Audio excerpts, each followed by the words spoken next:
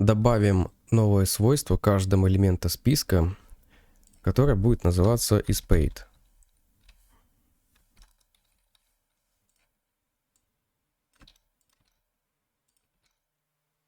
isPaid сообщает о том, оплачен или не оплачен продукт. isPaid буллетское выражение может быть либо true, либо false. Перейдем в компонент Product List Item.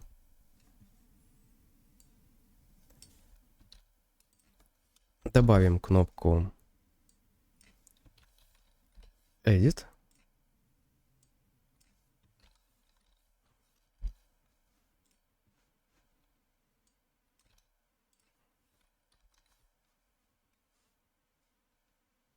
По нажатию на кнопку будет меняться состояние, оплачен продукт или не оплачен.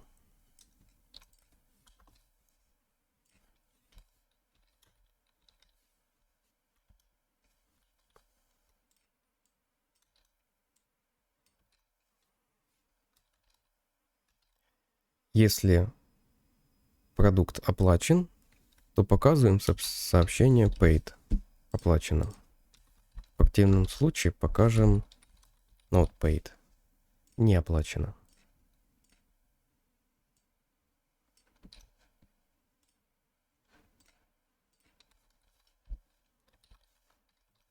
Передадим функцию onEdit выше по иерархии компонентов.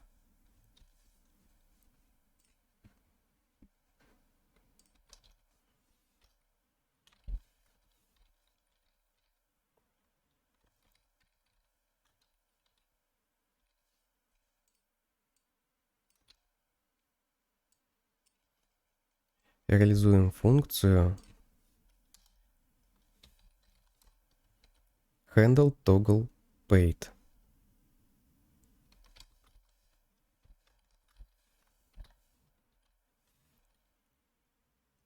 Которая изменяет свойства isPaid с false на true и обратно. Принимает она в качестве аргумента ID продукта, который мы хотим обновить. Старый state менять нельзя, поэтому пишем setState.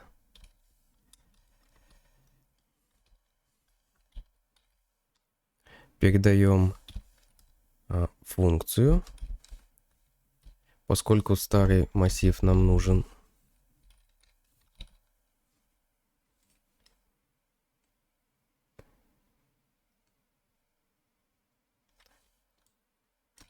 Вместо setState setProducts. setProducts мы не можем изменять существующий массив. У нас задача обновить элемент в списке. Давайте нашу задачу разобьем на две подзадачи. Во-первых, нам нужно обновить объект, который содержится в нужном месте массива. Во-вторых, нам нужно сконструировать новый массив, поскольку мы не можем изменять существующий массив. Изменение объекта, который находится внутри существующего массива, тоже считается изменением текущего state. Поэтому делать это мы никак не можем. Для начала найдем индекс нашего элемента.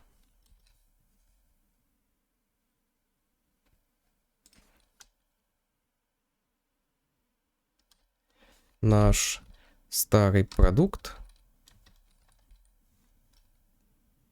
— это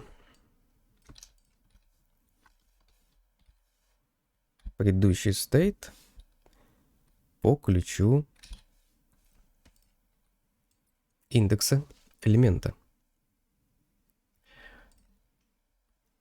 Чего мы делать не можем? Мы не можем сделать таким образом. Old item is paid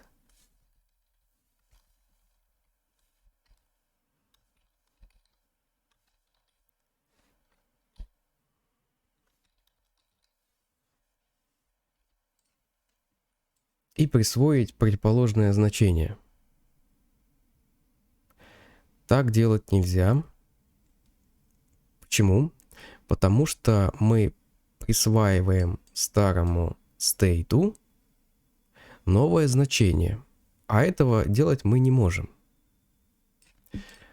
Вместо этого нужно создать новый объект, который имеет все те же свойства, со всеми теми же значениями, что и старый объект oldItem, кроме свойства isPaid. Сделать это очень просто, используя Object Spread оператора. Создадим константу newItem.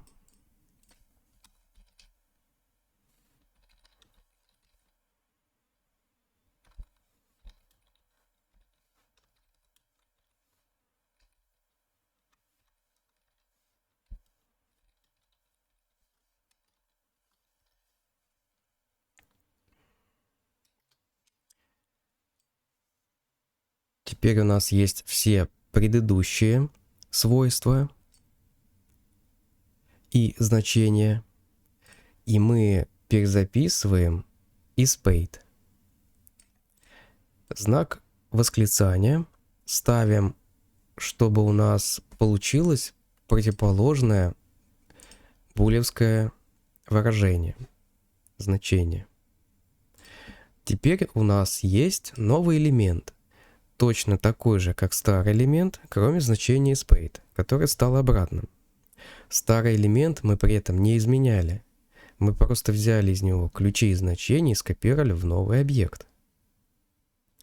С первой задачей мы справились. Мы создали объект с обновленным свойством. Вторая задача — это сконструировать новый массив. Давайте посмотрим, как мы реализовали с вами удаление. Посмотрим на этот код. Скопируем его и вставим.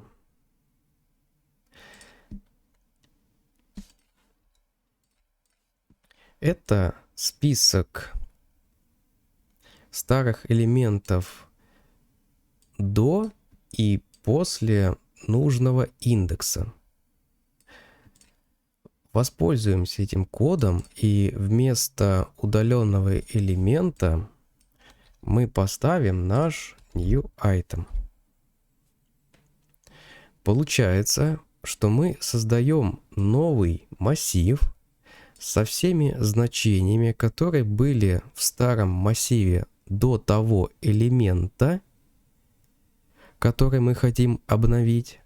Затем мы вставляем новый элемент, который точно такой же, как старый, только с противоположным значением isPaid. И затем мы вставляем все остальные элементы, которые идут после обновленного элемента. Запустим проект.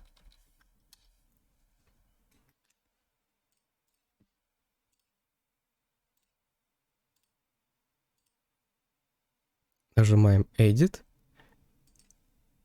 и происходит обновление.